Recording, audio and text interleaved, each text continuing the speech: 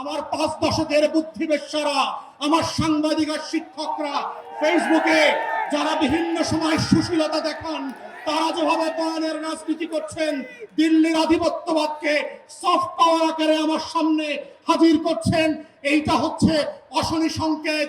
এবং গণ অভ্যুত্থানের তরুণদেরকে মাথায় রাখতে হবে যে এই অভ্যুত্থানটা কিভাবে আগেও আজাদির লড়াইটাকে নাই করে দেওয়া হয়েছিল, কোন কোন উপকরণ দিয়ে করা হয়েছিল, কোন কোন প্রতিষ্ঠানকে দিয়ে করা হয়েছিল, রাজনৈতিক দলগুলোর ভুল সিদ্ধান্তগুলোকে কিভাবে আবার মঞ্চস্থ করবার চেষ্টা করা হচ্ছে, এটা বোঝার মধ্যেই হচ্ছে জুলাইকে ধরে রাখার একমাত্র সত্য।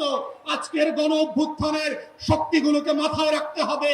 শত্রু সাপেক্ষে আমার বয়ানের রাজনীতি যেমন মোকাবেলা করতে হবে, শত্রু সাপেক্ষে আজাদির লড়াইকেও হেফাজত করতে হবে।